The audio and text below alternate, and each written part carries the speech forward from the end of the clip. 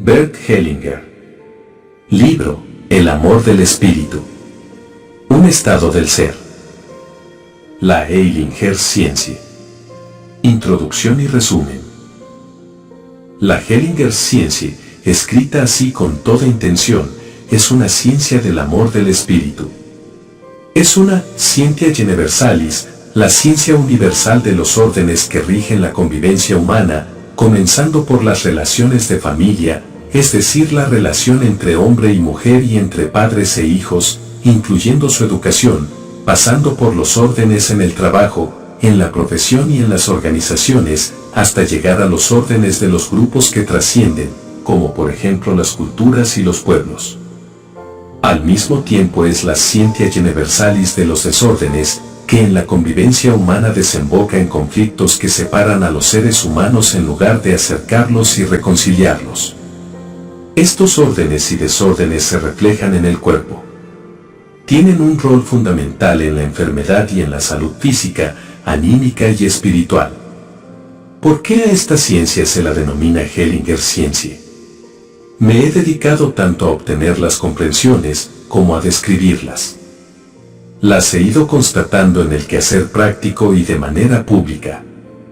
Así es como fue posible que muchas personas pudieran constatar en ellos mismos los efectos de esas comprensiones, tanto en sus relaciones como en sus acciones.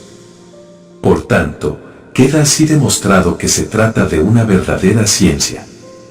Como ciencia, la Hellinger-Sciencie se encuentra en movimiento.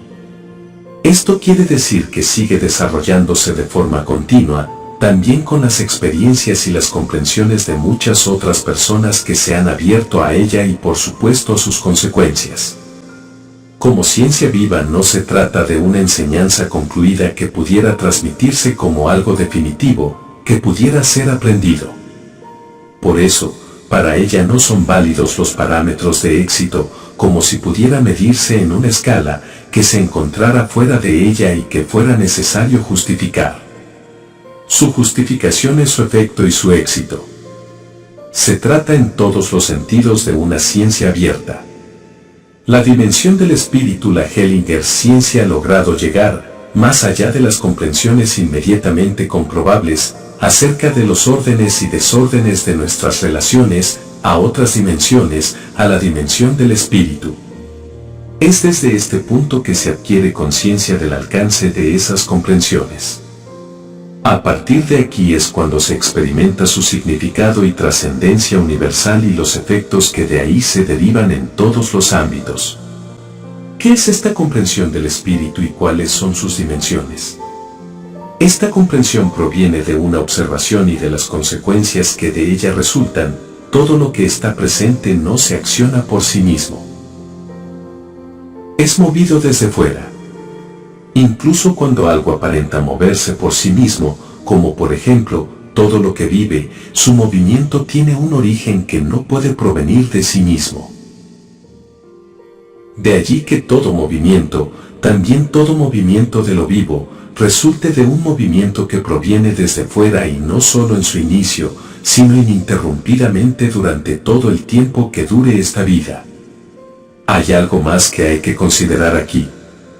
Todo movimiento, en particular todo movimiento vivo, es un movimiento consciente. Se presupone la existencia de una conciencia en aquella fuerza que todo lo mueve. Con otras palabras, todo movimiento es un movimiento pensado. Algo se pone en movimiento porque es pensado por esta fuerza, y como resultado se pone en movimiento tal y como es pensado. ¿Qué es entonces lo que se halla al inicio de todo movimiento? Un pensamiento que todo lo piensa tal y como todo es. ¿Qué resulta de todo esto? Para este pensamiento nada existe que él no quiera que sea así, tal como en definitiva es y tal como se mueve. Todo movimiento es al fin y al cabo, un movimiento del espíritu. Por ello, para este espíritu no hay nada que termine. Todo lo que fue, lo sigue pensando así, como nos piensa a nosotros en el presente y como al mismo tiempo piensa todo lo venidero. Como piensa el futuro simultáneamente con el pasado, el futuro está referido en todo a este pasado. El pasado se encuentra en movimiento hacia el futuro y encuentra en él su consumación. Pero también lo que está por venir llegará a convertirse en pasado y del mismo modo se mueve como algo pasado en dirección hacia algo que ha de suceder. Para nosotros es inimaginable que pudiera finalizar este pensamiento que todo lo mueve. Así como no puede haber algo que no hubiera sido pensado por él, así tampoco puede haber algo después de él. ¿Por qué quiero que pudiera pensarse después de semejante pensamiento? Teniendo en cuenta este pensamiento se alcanza el fin de muchos de nuestros conceptos y suposiciones hasta ahora fundamentales. Por ejemplo, la suposición del libre albedrío, la suposición de la responsabilidad personal. Con ello quedan abolidos muchos de los juicios de apreciación y de las diferenciaciones en las que se sustenta nuestra cultura. Aquí menciono, en primer lugar, la diferenciación entre el bien y el mal, entre lo correcto y lo falso, entre escogido y condenado, entre arriba y abajo, entre elevado e inferior, entre mejor o peor y finalmente también entre vida y muerte. Pero nos seguimos encontrando con estas diferenciaciones y también nosotros las experimentamos. ¿No son ellas también pensadas y queridas por este espíritu tal como son? Aquí conviene considerar lo siguiente: lo pasado y lo venidero no son lo mismo. Lo pasado está en camino hacia ese futuro. Por eso, para nuestra experiencia hay un delante de y un detrás de, un más y un menos. ¿Qué es este menos? ¿Qué es este más? ¿Se trata de más capacidad de conciencia o de menos capacidad de conciencia? Nos encontramos en un movimiento de mayor conciencia y que va en aumento. Un movimiento de menos consciente, en sintonía con este espíritu y su movimiento amplio, hacia más consciente, en sintonía con su movimiento. Entonces para nosotros hay un movimiento de más o de menos, que para este espíritu no es concebible. Para él no hay más o menos. No obstante, este movimiento, considerando que es en el que nos encontramos, es pensado por este espíritu en este movimiento. Él es pensado de esa manera para nosotros por el espíritu, sea cual fuere la experiencia que nos exija, en el camino hacia una mayor conciencia. ¿Quién logra ese más de conciencia? ¿Quién logra ese más de sintonía con la conciencia del espíritu? ¿Podemos lograrlo nosotros personalmente? ¿Podemos lograrlo nosotros solos en esta vida? ¿O se hallan todos los seres humanos, pasados, presentes y futuros conjuntamente en este camino y obtienen esta conciencia junto con todos los demás? Lo logran junto con todas las experiencias y que alguna vez se han hecho y con todas las que aún se tendrán que lograr, tanto nuestras como las de muchos otros, tanto en esta vida como en muchas otras. También aquí el logro es colectivo. La libertad. Naturalmente nos sentimos libres en múltiples sentidos. Y por supuesto nos sentimos responsables de nuestras acciones y de sus consecuencias. Pero al mismo tiempo sabemos que otra fuerza, un poder del espíritu que todo lo mueve, ha pensado, ha movido y ha querido de tal manera nuestra libertad, nuestra responsabilidad y nuestra culpa con todas sus consecuencias, y como consecuencia nosotros las experimentamos como propias. ¿Actuamos entonces de otro modo? ¿Podemos actuar de otro modo? ¿De dónde podemos tomar la fuerza para poder movernos y actuar de otro modo? Así, ¿qué remedio nos queda? Actuar de la misma manera como hasta ahora y a sentir tal y como corresponde a nuestra libertad, a nuestra responsabilidad, a nuestro pasado y a nuestra culpa con todas sus consecuencias, tal y como la experimentamos. Al mismo tiempo la vivenciamos como un más en sintonía consciente con ese espíritu que todo lo mueve. También la experimentamos como un más de conciencia, tanto para nosotros como para todos, que junto con nosotros, cargan las consecuencias de nuestra libertad y de nuestra responsabilidad y que fueron incluidos en las consecuencias de nuestros actos y de nuestra culpa. Esos muchos viven el mismo proceso en forma distinta. A través del mismo proceso obtienen experiencias diferentes. Si perciben ambas cosas al mismo tiempo, ser libre y sometido, logran un más en conciencia, quizás también un más en sintonía con ese espíritu que todo lo mueve. Obtienen un más en conciencia, que tanto a ellos, como también a muchos otros seres, va acercando en su camino hacia la conciencia que todo lo abarca. La preocupación en esta dimensión del espíritu se llega a la preocupación, y también la preocupación acerca del futuro de la Heiligenschiencia.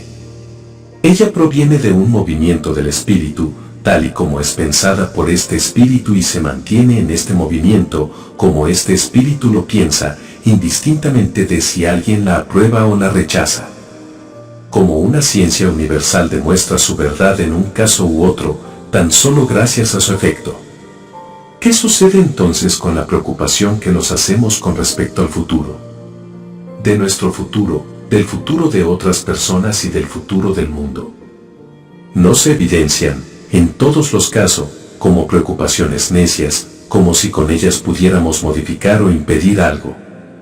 Serían entonces preocupaciones contra los movimientos del espíritu, como si fueran independientes de él. Sucede en forma diferente con las preocupaciones que nos hacemos en concordancia con los movimientos del espíritu. Son preocupaciones que provienen de un sentido de asistencia, como servicio al mundo, tal como este espíritu las mueve. Están en sintonía con sus preocupaciones y con su asistencia. Estas preocupaciones están en concordancia con las leyes de la vida, también con su inicio y su final. El futuro. En sintonía con el pensamiento de este espíritu, para nosotros, todo futuro es ahora. Este espíritu piensa de manera total en la actualidad, en el ahora. En la dimensión del espíritu termina toda preocupación por lo venidero. Todo lo próximo nos es mostrado ahora en sintonía con ese movimiento. Como existe algo próximo, existe para nosotros un futuro, pero un futuro ahora. La Heiligenschiencia es una ciencia para el ahora. Todas sus comprensiones tienen un efecto ahora y de inmediato. Toda objeción contra estas comprensiones también tiene su efecto ahora y de inmediato. Con esto se muestra que la Heiligenschiencia es una verdadera ciencia, una ciencia de nuestras relaciones ahora. El amor. La Heiligenschiencia es en definitiva una ciencia del amor. Es una ciencia universal del amor. Es la ciencia de un tipo de amor que lo abarca todo de la misma manera. ¿Cómo se logra este amor? Se logra en sintonía con el pensamiento del espíritu que todo lo mueve, tal y como lo piensa. Es amor en sintonía con el pensamiento de este espíritu, consciente del movimiento del espíritu. Sabe cómo ama y cómo puede amar, porque este amor le alcanza como comprensión consciente, en sintonía con la conciencia del espíritu. Por ello este amor, como también la conciencia, son puros. El amor es puro porque es movido por otro pensar. Es un amor consciente y puro. Por lo mismo es también un amor creador, creador en concordancia con el pensamiento del espíritu. De ahí que este amor se convierta en ciencia, en una ciencia universal. Como ciencia universal alcanza un efecto universal. Sobre este libro, la Heiligenschiencia da pie a la pregunta siguiente. ¿Hasta dónde una denominación así es admisible? Yo también me lo pregunté. Muy poco a poco. Entendí el alcance de mis comprensiones acerca de los órdenes en la convivencia humana y en el amor humano.